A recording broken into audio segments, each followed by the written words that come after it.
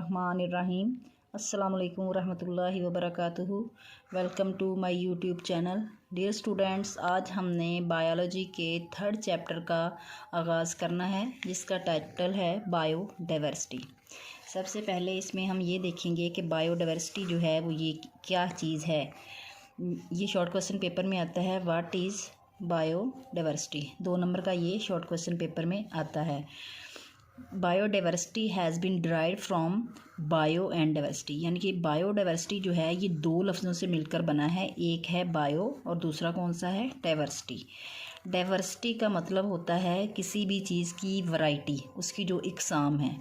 Diversity means variety with in a species and among the species. जैसे हम किसी भी जब हम कपड़े की दुकान पे जाते हैं, वहाँ पर जाके हम कहते हैं कि मुझे कपड़े की वैरायटी दिखाएं, वो हमें कई तरह के कपड़े दिखाते हैं। तो डाइवर्सिटी का मतलब क्या हुआ, वैरायटी ऑफ स्पीशीज़। बायोडाइवर्सिटी की आगे डिफाइन है, biodiversity is a measure of variety of organisms present in different ecosystems. यानी कि ये है, सिंपल आप कर लें, variety of organism is called biodiversity. Next जो हमारा शॉर्ट क्वेश्चन है वो ये है कि what is flora and what is fauna.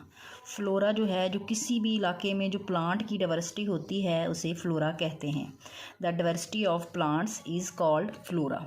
और जो डाइवर्सिटी, इसी तरह सेम आप कहेंगे कि diversity of animals is called fauna. Flora कहते हैं किसी भी इलाके के पौधों को, और फाना कहते हैं किसी भी इलाके के जानवरों को। बोलना ओह। बायोडाइवर्सिटी जो है वो हर जगह एक जैसी नहीं होती। जो ट्रॉपिक्स रीजन हैं वहाँ पे बायोडाइवर्सिटी बहुत ज़्यादा होती है। ट्रॉपिक्स कहते हैं जो गर्म इलाके होते हैं, वहाँ पे बायोडाइवर्सिटी बहुत ज़्यादा होती है। और जो टेम्परेट रीजन है, जो ठंडे इलाके हैं पाकिस्तान के, वहाँ पे स्पीशीज़ जो हैं वो ज़रा कम होती हैं। और जो पोलर रीजन्स हैं, यानी बर्फीले इलाके जहाँ बर्फ़ पड़ती है, वहाँ पे जो स्पीशीज़ हैं वो बहुत ही कम होती हैं। मतलब कहने का मकसद ये है कि सबसे ज़्यादा बायोडाइवर्सिटी जो है वो ट्रॉपिक्स इलाकों में होती है, गर्म इलाकों में होती है। और उससे कम बायोडाइवर्सिटी जो है वो टेम्परेट रीजन्स यानी कि ठंडे इलाकों में, मोतदिल दरमियाने इलाकों में होती है। और जो सबसे कम बायोडाइवर्सिटी की स्पीशीज़ पाई जाती हैं वो पोलर रीजन में। तो नेक्स्ट हमारा जो टॉपिक है स्टूडेंट्स, वो है इम्पोर्टेंस ऑफ बायोडाइवर्सिटी, यानी कि बायोडाइवर्सिटी की अहमियत क्या है, हमें इससे क्या फ़ायदा हासिल होता है। इसको हमने शॉर्ट फॉर्म में करना है, बहुत ही इजी वे में करेंगे कि biodiversity provide food for humans, यानी बायोडाइवर्सिटी इंसान के लिए खुराक प्रोवाइड करती है। इसके अलावा बायोडाइवर्सिटी सेम यही फिक्र बनाएं कि biodiversity provides drugs for humans. उसके बाद है biodiversity provide industrial materials for the human beings, for example dyes, resins, gums, रबड़ वगैरह, कोई भी इनमें से आप ले सकते हैं, नेम याद कर सकते हैं। इसके अलावा कि बायोडाइवर्सिटी जो है ये मेंटेन रखती है हमारे इकोसिस्टम को, एक पॉइंट ये बनाएंगे। उसके बाद है कि बायोडाइवर्सिटी जो है ये रिसाइकलिंग द न्यूट्रिएंट्स, ये जो माहौल में न्यूट्रिएंट्स होते हैं उनको रिसाइकल करती है। नेक्स्ट पॉइंट है कि बायोडाइवर्सिटी प्रोवाइड फर्टाइल सॉइल, ज़मीन जो ज़रख़ेज़ ज़मीन है वो भी हमें बायोडाइवर्सिटी प्रोवाइड करती है। अब मैं आपको इसका ओवरऑल ख़ुलासा बताती हूँ कि biodiversity provide food for humans, biodiversity provide drug for humans, biodiversity provide industrial materials such as dyes, resins, gums, adhesive वगैरह। इसके अलावा बायोडाइवर्सिटी जो है वो किसी भी इकोसिस्टम को मेंटेन करती है। बायोडाइवर्सिटी जो है वो न्यूट्रिएंट की रिसाइकलिंग करती है। दूसरा पॉइंट फिर कहना है कि बायोडाइवर्सिटी जो है प्रोवाइड फर्टाइल सॉइल, यानी कि ज़रख़ेज़ ज़मीन हमें। स्टूडेंट्स, नेक्स्ट जो हमारा टॉपिक है वो है एम्स ऑफ क्लासिफिकेशन। स्टूडेंट्स, इसमें हमारे 2 शॉर्ट क्वेश्चन बनते हैं। पहला शॉर्ट क्वेश्चन है व्हाट इज़ टैक्सोनॉमी। यहाँ SQ लिखा होता है, उसका मतलब है शॉर्ट क्वेश्चन, और ये बोर्ड के जो एनुअल पेपर्स हैं उसमें ये क्वेश्चन आए हुए होते हैं। एक सवाल है व्हाट इज़ टैक्सोनॉमी, दूसरा क्वेश्चन है व्हाट इज़ सिस्टमैटिक। हमारा शॉर्ट क्वेश्चन है स्टूडेंट, व्हाट इज़ टैक्सोनॉमी। जो टैक्सा लफ्ज़ है, टैक्सो का मतलब होता है जिसमें हम किसी भी चीज़ की क्लासिफिकेशन करते हैं। आपने कहना है it deal with the classification is called taxonomy, यानी कि टैक्सोनॉमी का तल्लक जिसमें जानदारों की क्लासिफिकेशन की जाती है। दूसरा ये शॉर्ट क्वेश्चन है व्हाट इज़ सिस्टमैटिक्स। सिस्टमैटिक्स में एक तो हम जानदार की क्लासिफिकेशन करते हैं, उसके साथ साथ उनकी एवोल्यूशनरी हिस्ट्री का भी पता चलाते हैं। Systematics It deal with the classification and also traces the evolutionary history of organism is called systematics। यानी कि सिस्टमैटिक्स बायोलॉजी की वो ब्रांच है जिसमें क्लासिफिकेशन के अलावा जानदार की जो इर्तकाई तारीख है कि इनका जानदारों का आगाज़ कहाँ से हुआ है, इनके जो एंसेस्टर्स हैं, इनके जो पेरेंट्स हैं वो कैसे थे और वक्त गुजरने के साथ साथ वो कैसे हो गए, ये होती है एवोल्यूशनरी हिस्ट्री। यानी सिस्टमैटिक्स में हमने क्लासिफिकेशन के साथ साथ उसकी एवोल्यूशनरी हिस्ट्री को भी तलाश करना है, इसे कहते हैं सिस्टमैटिक्स। एम क्लासिफिकेशन के जो एम है, मकसद हैं, वो क्या होते हैं? Determine the similarities and difference among the organisms, के जानदारों की में एक जैसी खसूसियत कौन सी हैं और जो डिफरेंट खसूसियत हैं वो कौन सी हैं, ये एक बुनियाद होती है क्लासिफिकेशन की। To find the evolutionary relationship among the organisms, जानदारों के दरमियान जो इर्तकाई ताल्लुकात हैं उनको मालूम करना। टेक्सोनोमिक हायरार्की, स्टूडेंट्स ये लॉन्ग क्वेश्चन पेपर में हर बार आता है, इसको आपने शॉर्ट के वाले से भी तैयार करना है और लॉन्ग के वाले से भी तैयार करना है। सबसे पहले क्वेश्चन है व्हाट इज़ टैक्सा। टैक्सा क्या है? The groups into which organism are classified, यानी वो ग्रुप जिसमें हम जानदारों की क्लासिफिकेशन करते हैं या जानदारों को रखते हैं जिन ग्रुप्स में, उन्हें कहते हैं टैक्सा। ये शॉर्ट क्वेश्चन है। The taxa form a ladder, taxa जो है वो एक सीढ़ी नुमा स्ट्रक्चर बनाते हैं जिसे कहते हैं टेक्सोनोमिक हायरार्की। जैसे उसे यानी कि एक दर्जा बंदी होती है, बड़े लेवल से छोटे की तरफ आना या छोटे से बड़े की तरफ आना। जैसे हमारे घर में फैमिली मेम्बर होते हैं, अगर हम उनको इंट्रोड्यूस करवाएं कि ये सबसे बड़ा है, ये सबसे छोटा है, ये उससे छोटा है, ये इससे छोटा, तो एक पूरी एक हायरार्की, टेक्सोनोमिक हायरार्की बन जाती है। इसी तरह कि टैक्सा फॉर्म अ लैडर, ये टैक्सा है क्या? वो ग्रुप जिसमें हम जानदारों की क्लासिफिकेशन करते हैं उन्हें कहते हैं टैक्सा। और टैक्सा एक स्ट्रक्चर बनाते हैं, एक लैडर बनाते हैं जिसे कहते हैं taxonomic hierarchy. Organisms are divided into 5 kingdoms, कोई तमाम जानदारों को 5 किंगडम में तकसीम करते हैं। सबसे बड़ा जो है इनमें किंगडम टैक्सा है। Kingdom is the largest taxon, सबसे बड़ा टैक्सा कौन सा है? Kingdom. On the basis of similarities each kingdom is further divided into smaller taxa in the following वे। ये करने की ज़रूरत नहीं है, बस आप यहाँ तक करें कि एनिमल को ऑर्गेनिज्म को 5 किंगडम में डिवाइड किया जाता है और सबसे बड़ा जो टैक्सा है उसका नाम क्या है? किंगडम।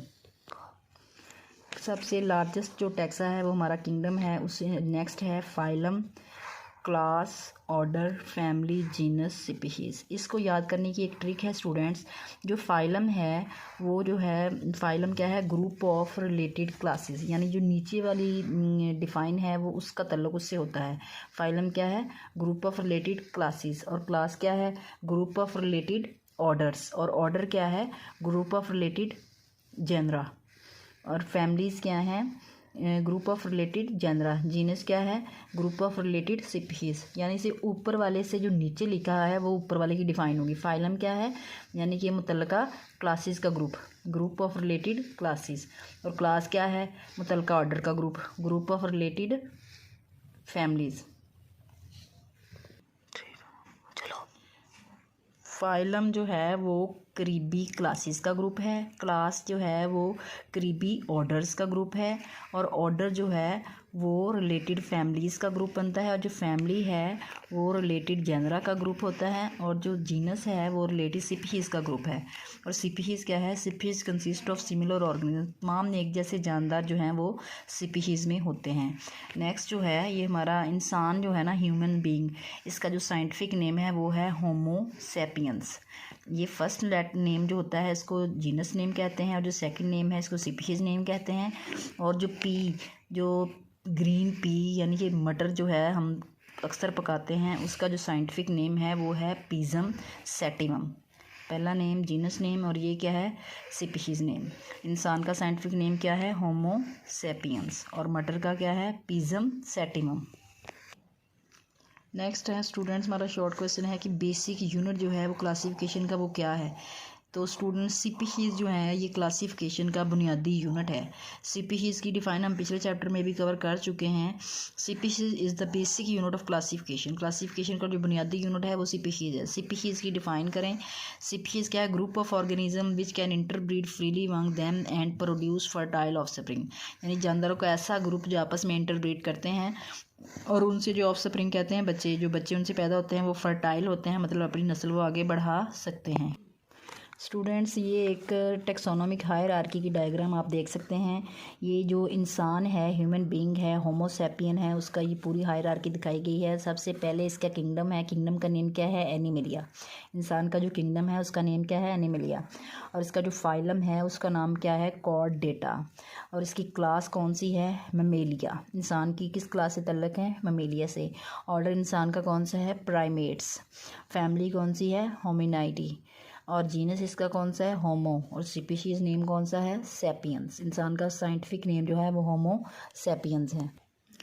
स्टूडेंट्स, नेक्स्ट जो हमारा शॉर्ट क्वेश्चन है वो है अननेचुरल क्रॉस क्या है और इसकी एग्जांपल दें। स्टूडेंट्स, आपको पता होना चाहिए कि अल्लाह ताला ने कुदरत में हर चीज़ का जोड़ा बनाया है।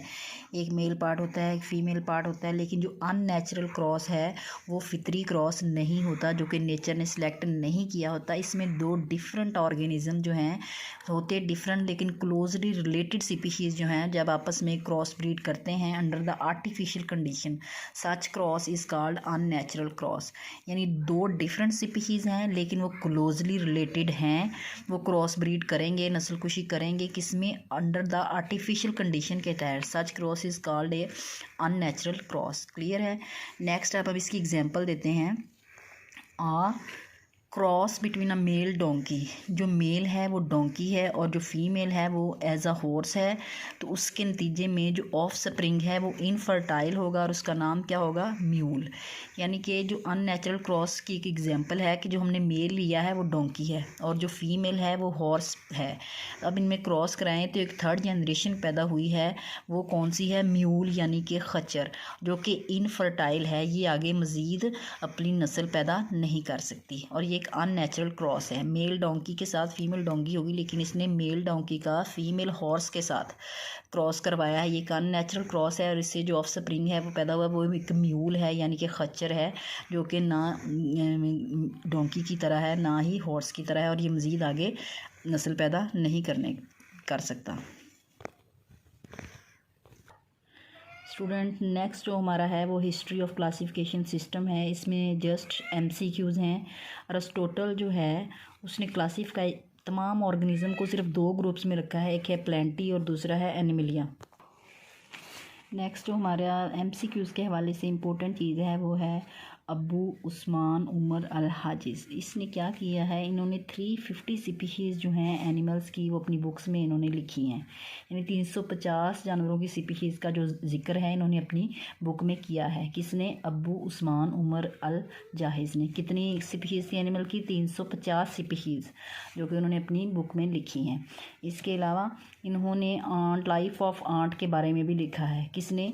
अबू उस्मान उमर अल जाहिज ने लाइफ ऑफ आंट के बारे में लिखा है। ये एक ऑब्जेक्टिव है, ये भी एक ऑब्जेक्टिव है। इसके अलावा है जो इब्ने रुश्द हैं, इसको एविरोस कहते हैं, उन्होंने अरस्तू की बुक है जिसका नाम है डी एनीमिया। इसका अरेबिक में तर्जमा किया है। किसने? इब्ने रुश्द ने। बुक किसकी थी? अरिस्टोटल की। और बुक का नाम क्या है? D anaemia. और किस चीज़ पर बनी हुई? ऑन द सॉल के ऊपर बनी हुई है। डी एनीमिया अरस्तू की बुक है और इसका अरबी में तर्जमा किया है किसने? इब्ने रुश्द ने। नेक्स्ट जो स्टूडेंट्स हमारा टॉपिक है वो है स्टेटस ऑफ वायरस। तो स्टूडेंट्स, इसमें से ज़्यादातर शॉर्ट क्वेश्चन ही पेपर में आता है। सबसे पहले ये शॉर्ट क्वेश्चन आता है, what are prions and what are viroids. इसका बहुत ही आसान आंसर मैं आपको बताऊंगी। प्रायोन्स जो हैं ये प्रोटीन के बने होते हैं और वायरॉइड्स जो हैं ये जस्ट सिर्फ RNA के बने होते हैं। यही इनमें फ़र्क है। प्रायोन्स प्रोटीन के बने होते हैं और जो वायरॉइड्स हैं ये किसके चीज़ के बने होते हैं? RNA के बने होते हैं। Prions are composed of protein only और जो viroids are composed of RNA only. ये इनका फ़र्क है। प्रायोन P से शुरू होता है और P से ही प्रोटीन है। प्रायोन्स प्रोटीन के बने होते हैं और जो वायरॉइड्स हैं वो RNA के बने होते हैं। ये दोनों ही ए सेलर पार्टिकल हैं, यानी इनमें सेल नहीं होता, यानी कि ये वायरस की प्री मैच्योर फॉर्म होती है। नेक्स्ट जो हमारा स्टूडेंट्स शॉर्ट क्वेश्चन है या वायरस के बारे में है, स्टेटस ऑफ वायरस, यानी कि जो वायरस है सबसे पहले आप ये इसके बारे में क्या जानते हैं। वायरस, अल्लाह ताला ने दुनिया में जितनी भी स्टूडेंट्स चीज़ें बनाई हैं हर चीज़ का फ़ायदा और नुकसान है, लेकिन वायरस दुनिया में वह चीज़ है जिसका सिर्फ नुकसान ही नुकसान है। जो वायरस है इसको लिविंग और नॉन लिविंग के दरमियान में तस्वर किया जाता है, क्योंकि इसमें कुछ खसूसियत इसकी ऐसी हैं जो कि नॉन लिविंग जैसी हैं और कुछ खसूसियत इसकी ऐसी हैं जो लिविंग जैसी हैं। मसलन ये इसकी क्रिस्टलाइन नेचर है जिसकी वजह से इसको बेजान तस्वर किया जाता है, और ये इसमें डीएनए भी होता है जिसकी वजह से इसको बाज़ कहते हैं कि ये लिविंग ऑर्गेनिज्म है। और इसके बारे में ये भी कहा जाता है कि जो वायरस है ये रिप्रोड्यूस करता है सिर्फ only in the living cell के अंदर जाके, बाहर इसकी कोई हैसियत नहीं है। यानी कि वायरस जो है वो लिविंग और नॉन लिविंग के दरमियान में रखा जाता है। इसको हम बेजान तस्वर करते हैं इसकी क्रिस्टलाइन नेचर की वजह से, और इसको हम जानदार तस्वर करते हैं क्योंकि ये डीएनए रखता है। ठीक है, उसके बाद ये कि वायरस जो है ये बॉडी के बाहर बिल्कुल फंक्शनलेस होता है। ये अपनी रिप्रोडक्शन, अपनी नस्ल बढ़ाने का जो काम है वो सिर्फ और सिर्फ लिविंग सेल्स के अंदर जाके ऑर्गेनिज्म के करता है, बाहर ये रिप्रोडक्शन अपनी नहीं कर सकता। ठीक है, जो प्राइयॉन्स और वायरॉइड्स हैं ये ए सेलुलर पार्टिकल हैं, यानी इनमें सेल नहीं होता और ना ही इनको 5 किंगडम सिस्टम क्लासिफिकेशन में शामिल किया जाता है। ये है हमारा आज का लास्ट टॉपिक। बाकी जो रिमेनिंग पार्ट है उनको इंशाल्लाह हम नेक्स्ट डिस्कस करेंगे। तो इंशाल्लाह ये आपको पेपर में बहुत हेल्पफुल होगा। मेरे इस चैनल को सब्सक्राइब कीजिए। शुक्रिया।